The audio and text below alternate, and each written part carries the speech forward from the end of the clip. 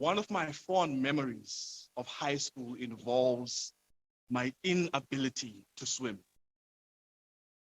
but having to swim nevertheless in the diving pool. I was always terrified. You see, as part of the phys ed classes, we did a lot of things in basketball, volleyball, and one of them had to be swimming as well. After a couple of classes of learning, whatever needed to be learned, for the assessment, the day would come. And while everybody else would just dive in the pool and gracefully glide across, for me, it was time to try and remember and to put into action everything that the coach and my friends had been teaching me and demonstrating to me, so that I can at least make the 3 out of 10 just for getting to the other side. And so there I would be, holding onto the side of the swimming pool. And to make me feel safe, more than half my class would get into the pool, and just float there, cheering me on. The whistle would blow, and it would be time to swim. I would kick for dear life and get to the other side. And you'd swear that I got a gold medal. And in many ways, I think something similar is happening in this text. Verse 12 is the call to the Philippians to swim. Time to swim. What I want you to see this morning is that Paul here, in this verse 12, chapter 2, verse 12, asks of the Philippians that which he has demonstrated of himself already in the letter. What Paul asks of the Philippians in this verse, chapter 2, verse 12, I want you to see that he himself has already demonstrated it of himself in this letter. Look back with me at chapter 1, verse 30. Look at chapter 1, verse 30. He says, since you are going through the same struggle you saw I had and now hear that I still have. You see, Paul instructs the Philippians in light of the fact that they are going through the same struggle that Paul has. And so if you read carefully, you'll notice that he asks them to do what he himself does for himself.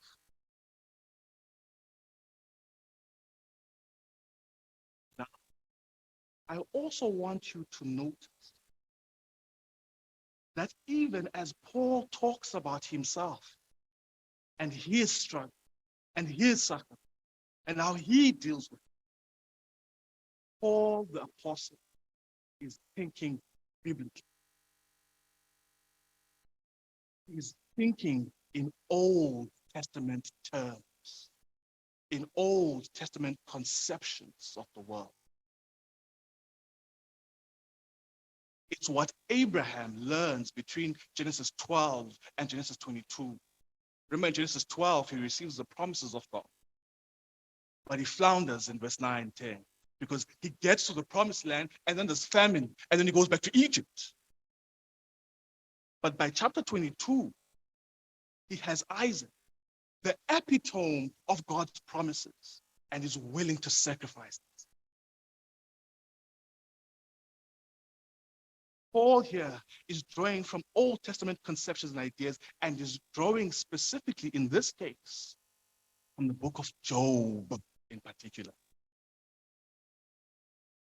If you don't know what the book of Job is about or who Job is, it's about an extremely successful and morally upright man called Job, who suddenly goes through the worst kind of suffering, just shy of a very painful death. And from Job's vantage point, this all seems to be happening randomly, to the point where those around him conclude that he must have done something terrible for stuff like this to be happening to him. But in all that suffering, Job is unmoved in his faith, in his conviction that the worth of life is God himself. Abraham, I am your great reward.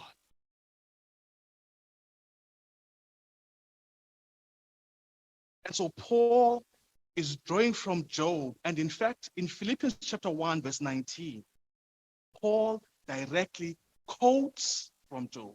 Look at chapter 1, verse 19, Philippians 1, verse 19.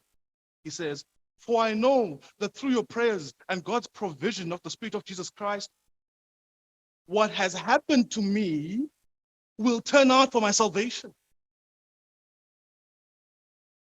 Job, in the book of Job, chapter 13, verse 16, in the height of his own demise, looks at his situation, he's on his deathbed, and he says, "Indeed, this will turn out for my salvation."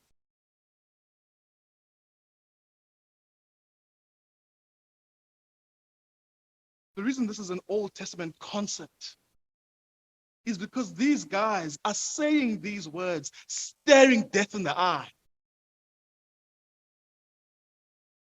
They are expressing a confident faith whose hope in God cannot be taken away even by the grave.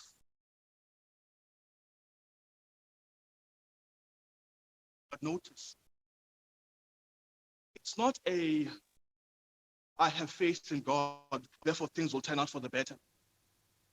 Mm-mm. It's not a, "that days never last." Mm-mm. Rather, it's a, "whether by life or by death." That's the 1 verse 21. It's a, "whatever happens," the 1 verse 27. Whatever happens. A, "though the dark days may endure." These guys are fully aware that the flicker of life they have can be extinguished any moment when they say, "this will turn out for my salvation."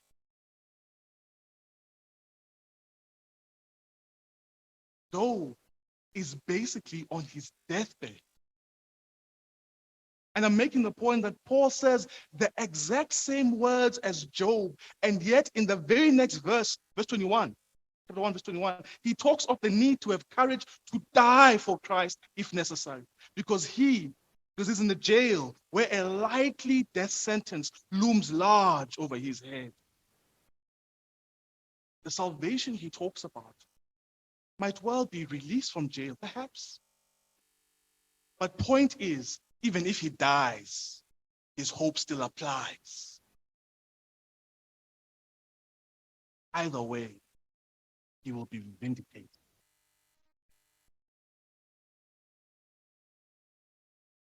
Finally,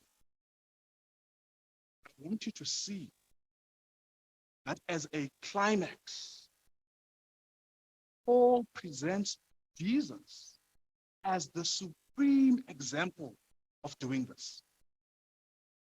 He presents Jesus as the height of what he and Abraham and Job do in the midst of suffering. On the cross, Jesus, like Abraham, like Job, like Paul, goes through the worst kind of suffering, the worst kind of persecution, the worst kind of unjust opposition. And just like Abraham in Genesis 22, just like Job, just like Paul, he offers no defense for himself.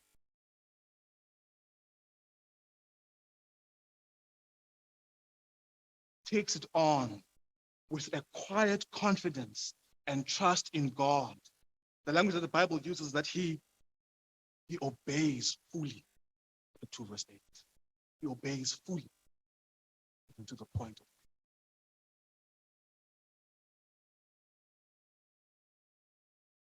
And just like Abraham, just like Job, just like Paul, Jesus can do this because he has a hope that even the grave cannot take away. Looks to God. And behold, his pain, his suffering turns out for his salvation. Just like Job, through his resurrection, Jesus is vindicated. It's vindicated by God for all to see. The one who hung now reigns. Every knee bows to him in heaven and on earth and under the earth. And so then here in chapter 2, verse 12, Paul turns around and says to the Philippians, who are going through the same struggles that they saw that he had and that he still has, the same sufferings, the same unjust opposition, the same persecution as he is going through. Paul turns to them. Paul turns to the reader of this letter, who is going through untold suffering and seemingly random struggles, and maybe unjust opposition.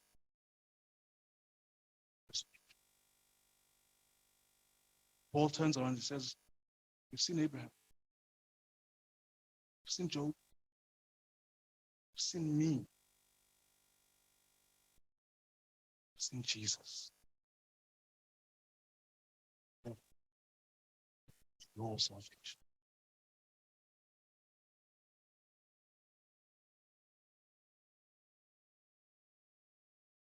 I keep talking about what Abraham and Job and Paul and Jesus do in the midst of suffering. But really, this is not at the level of doing. It's at the level of how you conceive of things. At the level of what you think you're saying when you say you put your faith in God. It's at the level of the 2 verse 5, mindset settings. A governing principle to live worthily of the gospel. So that level of belief.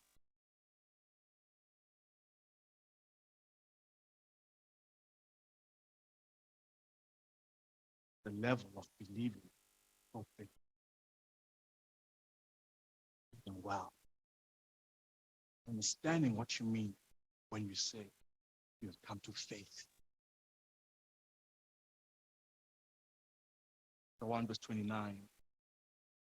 For it has been granted to you on behalf of Christ, not only to believe in him, but also to suffer.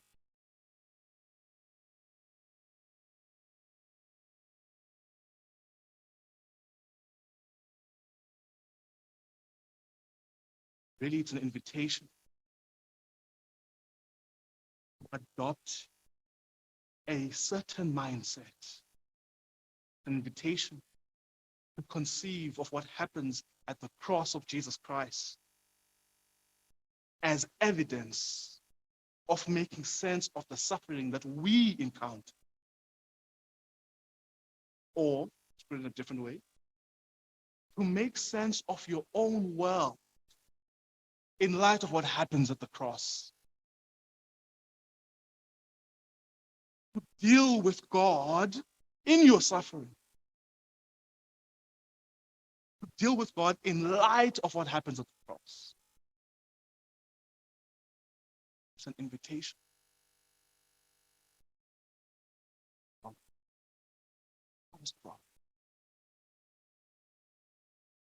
Looking at him at work at the cross and have a quiet confidence in the God who vindicates. Who vindicates his people.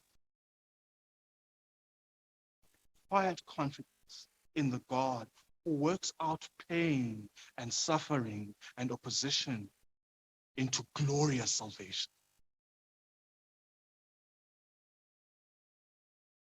See, a lot of us know that we should trust God.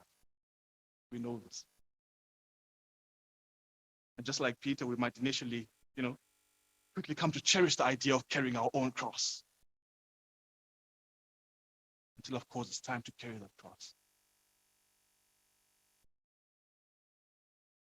I'm particularly thinking of our tendencies. Be quick to self-justify. Be quick to self-defend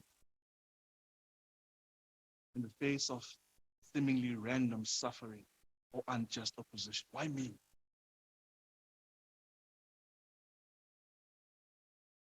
Job is able to stare death in the eye and utter the words, indeed, this will turn out for my salvation. Paul, in a Roman prison, staring a likely death in the eye himself, quotes the same text, exact words from Job. This will turn out for my salvation, Philippians 1:19. Jesus too is portrayed as not having put up any defenses in his suffering, as he trusted in God who would work it out for his.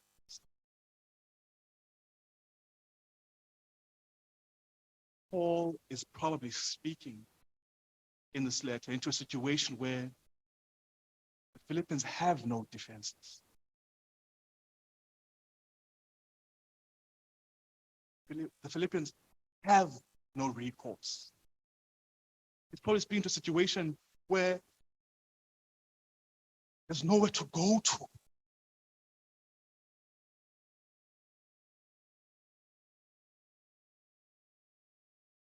In life, utter helplessness, utter loneliness, utter desertion. Moments in life where there is no recourse. What all of those kind of moments have in common is that they are moments of utter defenselessness.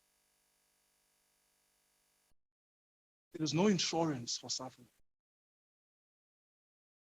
There's no amount of education, no walls high enough, no security tight enough, no private healthcare sophisticated enough to handle the loss of a loved one. Betrayal of a trusted friend, or the corruption of a powerful detractor bent on ruining. Job had no defense. Abraham put up no defenses. Jesus refused to defend himself. Rather, they looked to power.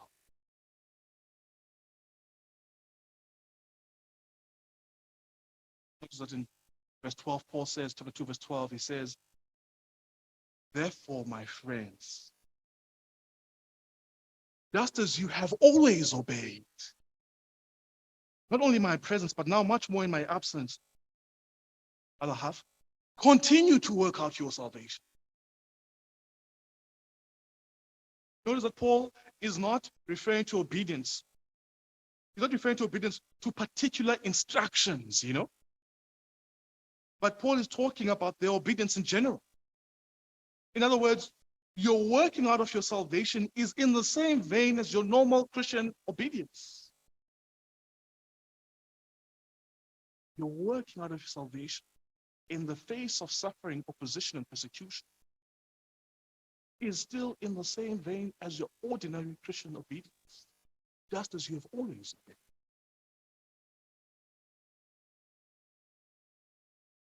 We've already seen that what is working out your salvation is in the context of suffering and opposition and persecution. The point being, those instances of suffering the moments of our obedience. Those instances, execution and opposition, are occasion for our obedience. Like in any other area,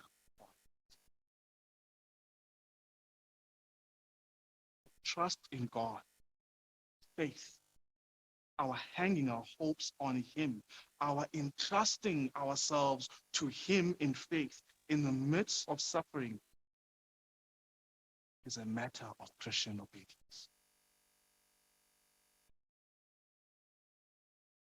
Hence, this is done, if you noticed in chapter 2, verse 12, with fear and trembling. Because God, verse 18, works in you to will and to serve. Fear and trembling here is not hoo-hoo, fear and trembling, but it is used in the sense of reverence before God, obedience, seriousness with which we must take this task of suffering well. It speaks to the non-negotiability and the braveness of the exhortation. Work out.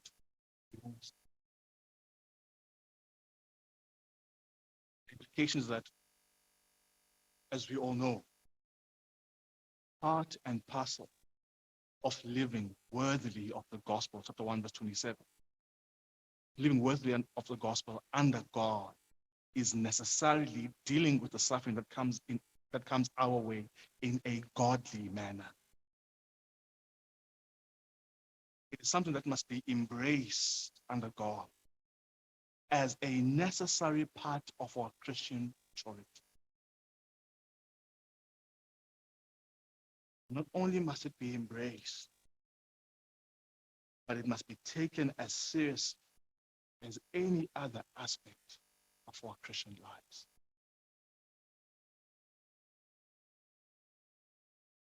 See, although it is obvious that everybody goes through suffering if you live long enough, what is not readily obvious is that that is a key aspect of Christian discipleship, of Christian living, an area, an occasion for our obedience.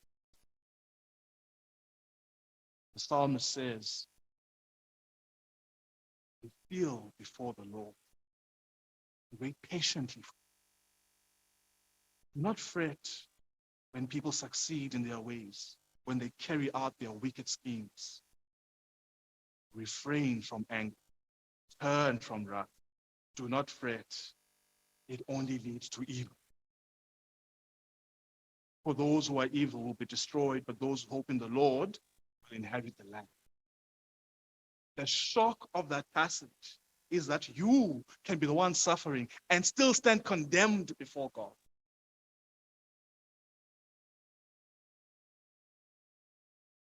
Friends, what is our memory and our grumbling and our arguing if it is not our efforts at self-justification, at self-defense, instead of waiting on God? Instead of it being a reliance and a show of confidence and faith in the God who vindicates. Look at the very next verses in Philippians chapter 2, verse 14 and 15. It's the other side of the coin. Paul says, having exhorted, do everything without grumbling or arguing, so that you may become blameless and pure, children of God without fault in a warped and crooked generation. Then, only then, will you shine among them like stars in the sky as you hold firmly to the word of life. As I close, there's a quote I want to share with you. This is now a quote. This is not me speaking now.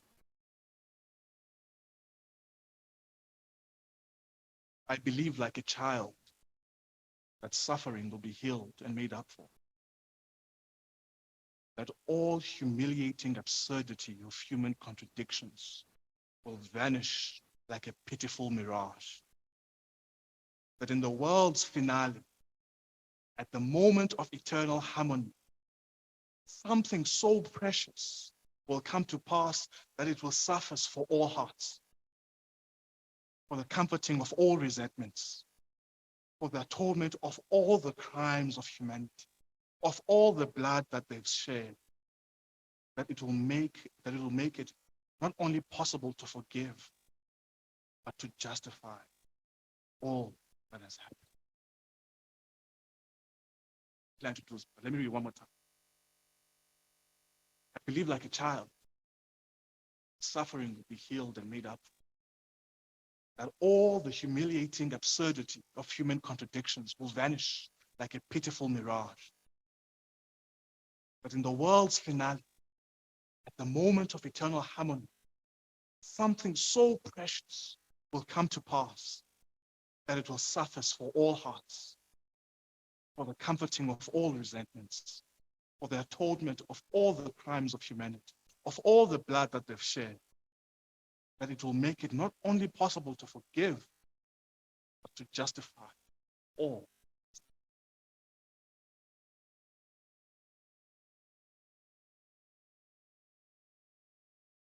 As we sang this morning, we want to come back to the heart of worship. As you helped Abraham, Genesis 12, figure out what his faith actually was. Grow our faith and bring us to the point that you brought Abraham to in Genesis chapter 22. Work in our hearts, grow in us the faith of Job, faith of Paul. Thank you for the ultimate picture to live post the cross and resurrection, to see you, O God, who vindicates. Raise your one and only Son from death. Help us that the pattern of the cross and resurrection animate our lives, animate our living through your Spirit. This is a work that only you can do, O God. But this is why we only pray to you. For all power belongs to you. Holiness is imparted by you.